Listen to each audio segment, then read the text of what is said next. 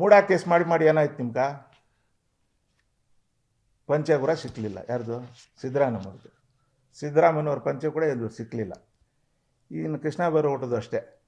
ನೀವಿಬ್ಬರ ಮೇಲೆ ಹೋರಾಟ ಮಾಡಿ ನಿಮ್ಮ ಸಮಯವನ್ನು ವ್ಯರ್ಥ ಮಾಡ್ತಾಯಿದ್ರೆ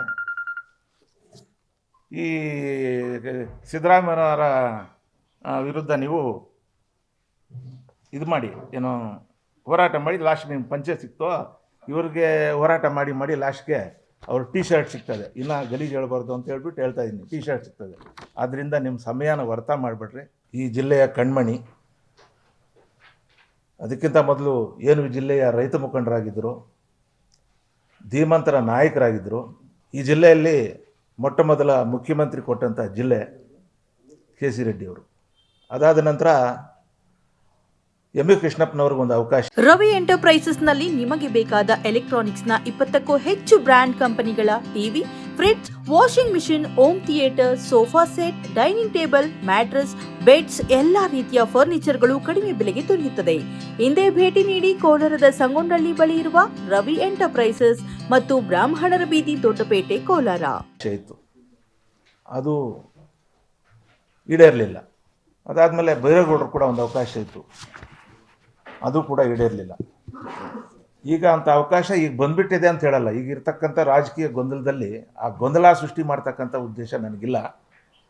ಮುಂದಿನ ದಿವಸಗಳಲ್ಲಿ ನಾವು ಈ ಜಿಲ್ಲೆಯವರು, ಎರಡೂ ಜಿಲ್ಲೆಯವರು ಕನಸನ್ನು ಕಾಣ್ತಾ ಇದ್ದೀವಿ. ಕೃಷ್ಣ ಬೈರೇಗೌಡರು ಇವತ್ತಲ್ದಿರ ಇನ್ನು 10 ವರ್ಷಕ್ಕೂ 15 ವರ್ಷಕ್ಕೆ ಅವ್ರ ವಯಸ್ಸು ಕೂಡ ಇದೆ. 51 ವರ್ಷಕ್ಕೆ ಅವರು 6 ಸಲ ಚುನಾವಣೆ ಗೆದ್ದಿದ್ದಾರೆ. ಮುಂದೆ ಮುಖ್ಯಮಂತ್ರಿ ಆಗ್ತಾರೆ ಅಂತ ಈ ಹೇಳಿಕೆಯಲ್ಲಿ ನಂದು ಏನೂ ದುರುದ್ದೇಶ ಇಲ್ಲ. ಅಂಥವ್ರ ಮೇಲೆ ಈಗ ಆರೋಪಗಳು ಬರ್ತಾ ಇದೆ. ಅದು ಏನು, 6 ಸಲ ಶಾಸಕರಾದಮೇಲೆ, 3 ಸಲ ಮಂತ್ರಿ ಆದಮೇಲೆ, ಅವ್ರ ತಂದೆಯವರು 2 ಸಲ ಮಂತ್ರಿ ಆದಮೇಲೆ, ಆ ಆಸ್ತಿಗೆ ಸುಮಾರು ಒಂದು 70-75 ವರ್ಷದ ಇತಿಹಾಸ ಇದೆ. ಈ ಆರೋಪಗಳಲ್ಲಿ ಹುರುಳಿಲ್ಲ. ಈ ಆರೋಪಗಳನ್ನು ಮಾಡ್ತಾ ಇರೋರಿಗೆ ಇಲ್ಲಾಂದರೆ ಪ್ರಚಾರದ ಗೀಳಿದೆ ಅಥವಾ ಏನೋ ಒಂದು ಷಡ್ಯಂತರ ಮಾಡ್ತಾ ಇದ್ದಾರೆ ಅಂತ. ಎರಡೇ ಕಾರಣ. ಇಲ್ಲ, ಈ ಆರೋಪಗಳನ್ನ ಮಾಡಿ ಹೋರಾಟ ಮಾಡ್ತಾ ಇರೋರಿಗೆ ಪ್ರಚಾರದ ಗೀಳಿದೆ, ಅವ್ರು ಬೇಗ ನಾಯಕರಾಗಬೇಕು, ಹೀರೋಗಳಾಗಬೇಕು. ಇಲ್ಲ ಅಂದರೆ ಇದರ ಹಿಂದ್ಗಡೆ ಯಾವುದೋ ದೊಡ್ಡ ಷಡ್ಯಂತರ ಇದೆ, ಅದು ನನಗೆ ಗೊತ್ತಿಲ್ಲ. ಆದರೆ ನಮಗೆ ಬಹಳ ದುಃಖ ಆಗಿ ಪ್ರೆಸ್ ಮೀಟನ್ನು ಮಾಡ್ತಾಯಿದ್ದೀವಿ. 1953ರಲ್ಲಿ ಏನು ನಮ್ಮ ಮೈಸೂರು ಮಹಾರಾಜರ ಸಂಸ್ಥಾನ ಇತ್ತು, ಶ್ರೀಕಂಠದತ್ತ ನರಸಿಂಹರಾಜ ಒಡೆಯರ್ರವರ ಹೆಸರಿನಲ್ಲಿ ಒಂದು ಟ್ರಸ್ಟ್ ಇತ್ತು. ಆ ಟ್ರಸ್ಟ್ನಲ್ಲಿ ಇದ್ದಂಥ ಈ ಜಮೀನನ್ನು ಕೃಷ್ಣ ಬೈರೇಗೌಡರಲ್ಲ, ಅವರ ತಂದೆಯವರು ಅಲ್ಲ, ಅವರ ತಂದೆ ಚೌಡೇಗೌಡರು ಅಂತ ಅವರು ಭೋಗ್ಯಕ್ಕೆ ತಗೊಳ್ತಾರೆ ಲೀಸ್ಗೆ 10 ವರ್ಷ. 10 ವರ್ಷ ಲೀಸ್ ಆದಮೇಲೆ ಮಧ್ಯದಲ್ಲೇ ಏನೋ ಅವ್ರಿಗೆ ಆರ್ಥಿಕ ಮುಗ್ಗಟ್ಟು ಅಥವಾ ಆರ್ಥಿಕ ಸಂಕಷ್ಟನೂ ಗೊತ್ತಿಲ್ಲ, ಅವರು ಮಾರೋದಕ್ಕೆ ಮುಂದೆ ಬರ್ತಾರೆ. ಯಾರು? ಮಹಾರಾಜ ವಂಶಸ್ಥರು. ಆವಾಗ ಇವರೇ ತಗೊಳ್ತಾರೆ. ಯಾರು? ಚೌಡೇಗೌಡರು. ತಗೊಂಡು ದುಡ್ಡು ಹವಣಿಸೋದಕ್ಕಾಗಲ್ಲ, ದುಡ್ಡು ಅರೇಂಜ್ಮೆಂಟ್ ಮಾಡೋಕ್ಕಾಗಲ್ಲ. ಆ ಮಧ್ಯದಲ್ಲಿ ಇವರು ದುಡ್ಡು ಕೊಳ್ಳಿಲ್ಲ ಅಂತ ಹೇಳ್ಬಿಟ್ಟು ಇನ್ನೊಬ್ಬರು ಹಬೀಬುಲ್ಲಾ ಅಂತ ಹೇಳ್ಬಿಟ್ಟು ಅವರಿಗೆ ಮಾರ್ತಾರೆ. ಅದಾದಮೇಲೆ ಇದು ಡೀಟೇಲ್ ಇದೆ, ನಾನು ಸಂಕ್ಷಿಪ್ತವಾಗಿ ಹೇಳ್ತಾ ಇದ್ದೀನಿ.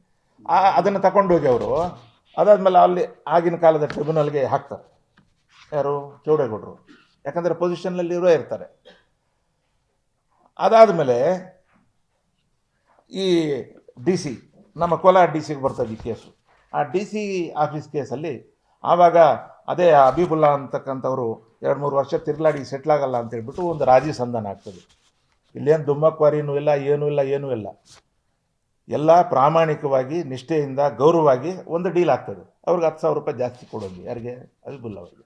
ಅದಾದಮೇಲೆ ಕೊಡ್ತಾರೆ, ಜಮೀನು ಇವರ ಕೈಗೆ ಬರ್ತದೆ. ಆಯಿತು, ಜಮೀನು ಬಂತು. ಏನು? ಗರುಡನಪಾಳ್ಯ ಏನು ಊರು? ಅದು ಬೇಚಿರಾಗ್ ಗ್ರಾಮ. ಯಾರು ಹೋರಾಟ ಮಾಡ್ತಾ ಇದ್ದಾರೆ ಅವ್ರಿಗೆ ಬೇಚಿರಾಗ್ ಗ್ರಾಮ ಅಂತ ಏನು ಅಂತ ಕೂಡ ತಿಳ್ಕೋಬೇಕು. ನನಗೆ ಗೊತ್ತಿದ್ದಕ್ಕೆ ಅವ್ರಿಗೆ ಯಾರಿಗೂ ಅಷ್ಟು ಚೆನ್ನಾಗಿ ಗೊತ್ತಿರಲ್ಲ ಬೇಚಿರಾಗ್ ಗ್ರಾಮ ಅಂದರೆ. ಬೇಚಿರಾಗ್ ಗ್ರಾಮ ಅಂತ ಹೇಳಿದ್ರೆ ಈ ನಮ್ಮ ದೇಶದಲ್ಲಿ ಇರ್ತಕ್ಕಂಥ ಹಳ್ಳಿಗಳಿಗೆ ಸಾವಿರಾರು ವರ್ಷಗಳ ಇತಿಹಾಸ ಇದೆ. ಕೆಲವು ಹಳ್ಳಿಗಳು ಸುಮಾರು 100, 200, 300 ವರ್ಷಗಳ ಹಿಂದೆ ಈ ಸಾಂಕ್ರಾಮಿಕ ರೋಗಗಳು ಬಂದಾಗ ಜನ ಊರು ಬಿಟ್ಟು ಹೊರಟೋಗಿರ್ತಾರೆ, ಯಾರೂ ಇರಲ್ಲ. ಅಂಥ ಗ್ರಾಮವನ್ನು ಬೇಚಿರಾಗ್ ಗ್ರಾಮ ಅಂತಾರೆ. ಗರುಡನಪಾಳ್ಯ ಒಂದು ಬೇಚಿರಾಗ್ ಗ್ರಾಮ. ಇಡೀ ಗ್ರಾಮದ ಸ್ಥಿರ ಚರಾಸ್ತಿಗಳು, ಅದರಲ್ಲಿರ್ತಕ್ಕಂಥ ಕೆರೆಗಳು, ಎಲ್ಲ ಮರಗಿಡಗಳು ಒಬ್ಬರಿಗೆ ಸೇರಿದ್ದಂಥ ಒಬ್ಬರ ಮಾಲೀಕತ್ವದಲ್ಲಿ ಇದ್ದಂತಹ ಅದು ಆಸ್ತಿ, ಆ ಆಸ್ತಿನ ಚೌಡರೇಗೌಡರಿಗೆ ವರ್ಗಾವಣೆ ಆಗ್ತದೆ. ಆದಮೇಲೆ ಆ ಕಂಪ್ಲೀಟ್ ಜವಾಬ್ದಾರಿ ಆ ಕೆರೆಗಳದ್ದು ಆ ಸ್ಮಶಾನದ್ದು ಏನು ಖರಾಬಿದ್ರು ಅವ್ರದ್ದೇ ಆಯ್ತಲ್ಲ. ಇವಾಗ ಅಲ್ಲೇನೋ ಖರಾಬಿತ್ತು, ಸ್ಮಶಾನ ಆಯಿತು. ಸ್ಮಶಾನ ಇದ್ರೆ ಕೂಡ ಯಾರಿದ್ದಾರೆ ಅವರಲ್ಲಿ ಸ್ಮಶಾನ ಬೇಕು ಅಂತ? ಕೆರೆ ಇದೆ, ಕೆರೆನೇನು ಮಾಡಿಲ್ಲ ಅವರು, ಕೆರೆ ಇನ್ನೂ ಜಾಸ್ತಿ ಇಂಪ್ರೂವ್ಮೆಂಟ್ ಮಾಡಿದ್ದಾರೆ. ಯಾರಾದರೂ ಹೋಗ್ಬಿಟ್ಟು ಇನ್ನೂ ಅಭಿವೃದ್ಧಿ ಪಡಿಸಿದ್ದಾರೆ ಅವರು. ಯಾರಾದರೂ ಹೋಗ್ಬೇಕು ನೋಡಲಿ, ನೋಡಿದ್ರೆ ಗೊತ್ತಾಗ್ತದೆ. ಇನ್ನೊಂದು ಕೆರೆ ಆದಮೇಲೆ ಒಂದು ಕೆರೆಗೆ ಒಂದು ಅಚ್ಚುಕಟ್ಟಿರ್ತದೆ. ಈಗ ಕೋಲಾರ ಅಮಾನಿ ಕೆರೆ ನನಗೆ ಗೊತ್ತಿದ್ದಂಗೆ 800 ಎಕರೆನೋ 1000 ಎಕರೆ, 850 ಎಕರೆ ಇಲ್ಲಿ ಇದು ಅಚ್ಚುಕಟ್ಟಿದು. 850 ಎಕರೆಗೂ ಒಬ್ಬ ಮಾಲೀಕ ಆಗಿಬಿಟ್ರೆ ಆ ಕೆರೆ ಮಾಲೀಕ ಕೂಡ ಆತ್ಮೆ ಆಗೋದು. ಅದು ದೊಡ್ಡದಾಯ್ತು ಬಿಡಿ, ಅದು ಸಾರ್ವಜನಿಕರದ್ದು. ಅಲ್ಲಿ 2 ಕೆರೆಗಳಿದೆಯಲ್ಲ, ಆ 2 ಕೆರೆಗಳಿಗೆ ಸೇರ್ತಕ್ಕಂಥ ಅಚ್ಚುಕಟ್ಟು ಪ್ರದೇಶಕ್ಕೆ ಚೌಡೇಗೌಡರು ಮಾಲೀಕರಾದಮೇಲೆ ಆ ಕೆರೆಗಳದ್ದು ಅವ್ರದ್ದೇ ತಾನೆ. ಅಷ್ಟಾದಮೇಲೆ ಅವ್ರ ಮಾಲೀಕತ್ವ ಆಗಲಿ, ಅಲ್ಲಿ ಅವರೊಂದು ಕೆಲಸ ಮಾಡ್ಬೇಕಂದ್ರೆ ಬೇರೆ ಮುಂದಿನ ಕೆರೆಗಳಿಗೆ ಹೋಗ್ತಕ್ಕಂಥ ನಾಲೆಗಳು ಅಡ್ಡಿ ಮಾಡಬಾರ್ದು, ಅದು ಸರಾಗವಾಗಿ ನೀರು ಹಾದ್ಕೊಂಡು ಹೋಗ್ಬೇಕು ಅಂತ ಒಂದು ಪದ್ಧತಿ ಅಥವಾ ಒಂದು ವ್ಯವಸ್ಥೆ ಇದೆ.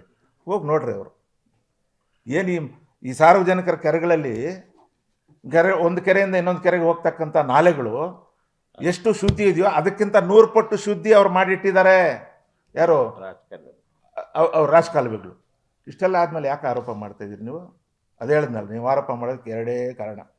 ಇಲ್ಲಾಂದರೆ ನಿಮಗೆ ಪ್ರಚಾರದ ಗೀಳು, ಇಲ್ಲಾಂದರೆ ನಿಮ್ಮದ ಷಡ್ಯಂತ್ರ, ಇಲ್ಲಾಂದರೆ ಬಿ ಜೆ ಪಿ ಇವರೆಲ್ಲ ಸೇರಿಬಿಟ್ಟು ಈ ಯಾರಿಗೆ ಹೋರಾಟ ಮಾಡ್ತಾಯಿದ್ದಾರೆ ಅವ್ರಿಗೊಂದು ಟಾರ್ಗೆಟ್ ಕೊಟ್ಬಿಟ್ಟಿದ್ದಾರೆ. ಆ ಟಾರ್ಗೆಟ್ನ ಅವಾಂತರದಲ್ಲಿ ಇವ್ರು ಸೇರ್ಕೊಂಡ್ಬಿಟ್ಟಿದ್ದಾರೆ. ಅವಾಂತರದಲ್ಲಿ ಸಿಕ್ಕಾಕೊಂಡ ಕುದುರೆ ದೇಶಾಂತರ ಓಡೋಯ್ತಂತೆ. ಏನೋ ಅವಾಂತರದಲ್ಲಿ ಸಿಕ್ಕಾಕೊಂಡ ಕುದುರೆ, ಇರಿ ಸರ್ ನಾನು ಹೇಳ್ಬಿಟ್ಟು ನೀವು ಹೇಳಂತೆ, ಅವಾಂತರದಲ್ಲಿ ಸಿಕ್ಕಾಕೊಂಡ ಕುದುರೆ ದೇಶಾಂತರ ಓಡೋಯ್ತಂತೆ. ಹಂಗೆ ಇವ್ರ ಪರಿಸ್ಥಿತಿ, ಹೀರೋಗಳಾಗ್ಬಿಡ್ಬೇಕು. ಅವ್ರು ಟಾರ್ಗೆಟ್ ಕೊಟ್ಬಿಟ್ಟದ್ರೆ ಏನಂದರೆ ಸಿದ್ದರಾಮಯ್ಯ ಸರ್ಕಾರ ಉಳಿಸ್ಬಿಟ್ರೆ ಅವ್ರ ಜೊತೆ ಇರ್ತಕ್ಕಂಥ ಗೌರವಸ್ಥ ಸಚಿವರನ್ನ ಎಲ್ಲ ಪದವಿ ಇಲ್ದಿರ್ದಂಗೆ ಮಾಡಿಬಿಟ್ರಿ, ಅವ್ರು ರಾಜೀನಾಮೆ ಕೊಡೋ ಮಟ್ಟಕ್ಕೆ ತನ್ನಿ ಅಂತ. ಭಾಳ ಒಳ್ಳೆ ಹಿನ್ನೆಲೆಯಿಂದ ಬಂದಿರತಕ್ಕಂಥವರು ಕೃಷ್ಣ ಬೈರೇಗೌಡರು. ಅವ್ರ ದಾಖಲಾತಿಗಳನ್ನ ಕೂಡ ಸದನದಲ್ಲೇ ಕೊಟ್ಟಿದ್ದಾರೆ. ಇನ್ನೊಂದು ಮಾತು, ಅವ್ರು ಎಷ್ಟು ಪ್ರಾಮಾಣಿಕರಿದ್ದಾರೆ ಅಂತ ಹೇಳಿಬಿಟ್ಟು ಒಂದು ನಿಮ್ಗೆ ನಿದರ್ಶನ ಕೊಡ್ತೀನಿ. 3 ದಿವಸದಿಂದ ಈ ಆರೋಪದ ಬಗ್ಗೆ ಮಾಜಿ ಸಚಿವರು, ಬಿ ಜೆ ಪಿಯ ಶಾಸಕರಾಗಿರ್ತಕ್ಕಂಥ ಸುನೀಲ್ ಕುಮಾರ್ ಅವರು, ವಿರೋಧ ಪಕ್ಷದ ನಾಯಕರಾಗಿರ್ತಕ್ಕಂಥ ನಮ್ಮ ಬಿ ಜೆ ಪಿ ಅಶೋಕ್ ಚಕ್ರವರ್ತಿ ಅವರು ಈ ಆರೋಪದ ಬಗ್ಗೆ ಮಾತಾಡ್ತಾರೆ. ಆವಾಗ ಇವರೇನು ಹೇಳ್ತಾರೆ ಗೊತ್ತಾ? ಕೃಷ್ಣ ಬೈರೇಗೌಡರಿದ್ದು, ನಾನು ಈಗಲೇ ತಯಾರಿದ್ದೀನಿ ಚರ್ಚೆ ಮಾಡೋದಕ್ಕೆ. ನಿಯಮಾವಳಿಗಳ ಪ್ರಕಾರ ಕಲಾಪದ 7 ದಿವಸ ನೋಟಿಸ್ ಕೊಡಬೇಕು, ಅದನ್ನು ನಾನು ಬಿಟ್ಬಿಡ್ತೀನಿ, ನನ್ನ ಹಕ್ಕನ್ನು, ನಾನು ಈಗಲೇ ರೆಡಿ ಇದ್ದೀನಿ ಅಂತ ಹೇಳ್ತಾರೆ. ಆದರೆ ಸ್ಪೀಕರ್ ಅವರು ಹೇಳ್ತಾರೆ, ಮೊದಲೇ ಕಾರ್ಯಕಲಾಪಗಳು ಫಿಕ್ಸ್ ಆಗಿರ್ತದೆ, ತೀರ್ಮಾನ ಆಗಿರ್ತದೆ, ಆ ರೀತಿ ಆಗಲ್ಲ, ನಾನೊಂದು ಚರ್ಚೆ ಮಾಡೋಣ ಅಂತ ಹೇಳ್ತಾರೆ. ಆದ್ದರಿಂದ ಈ ವೇದಿಕೆ ಮುಖಾಂತರ ನಾನು ಒಂದು ಮಾತು ಹೇಳೋಕ್ಕೆ ಬಯಸ್ತೀನಿ. ದಯವಿಟ್ಟು ನೀವು ಕೃಷ್ಣ ಬೈರೇಗೌಡರ ತಂಟೆಗೆ ಬರಬೇಡ್ರಿ, ನಿಮ್ಗೇನು ಸಿಗಲ್ಲ, ಲಾಸ್ಟ್ಗೆ ಮಣ್ಣು ಸಿಗ್ತದೆ ಅಷ್ಟೇ ನಿಮ್ಗೆ. ಯಾಕಂದರೆ ಅಷ್ಟು ಪ್ರಾಮಾಣಿಕವಾದಂಥ ವ್ಯಕ್ತಿ, ಅಂಥ ಸರಳವಾದಂಥ ವ್ಯಕ್ತಿ, ಅಂಥ ರಾಜಕಾರಣಿ. ಈಗಿರ್ತಕ್ಕಂಥ ವ್ಯವಸ್ಥೆಯಲ್ಲಿ ಒಂದು ಪೂರ್ತಿ ಕತ್ತಲಿರ್ತಕ್ಕಂಥ ಕೋಣೆಯಲ್ಲಿ ಒಂದೇ ಒಂದು ಬೆಳಕು ಚೆಲ್ಲದಂಗೆ ಆ ರೀತಿ ಅವರು ಈ ರಾಜ್ಯದ ವ್ಯವಸ್ಥೆಯಲ್ಲಿ ಉಳಿದುಕೊಂಡಿದ್ದಾರೆ. ಆದ್ದರಿಂದ ಈ ವೇದಿಕೆ ಮುಖಾಂತರ ನಾನು ಎಲ್ರಿಗೂ ಹೇಳ್ತೀನಿ, ಯಾರು ಹೋರಾಟ ಮಾಡ್ತಾಯಿದ್ದಾರೆ, ನಿಮ್ಮ ಈ ಹೋರಾಟ ಇಲ್ಲಿಗೆ ನಿಲ್ಲಿಸ್ಬಿಟ್ಟೆ, ನಿಮ್ಗೆ ಏನೂ ಸಿಕ್ಕಲ್ಲ.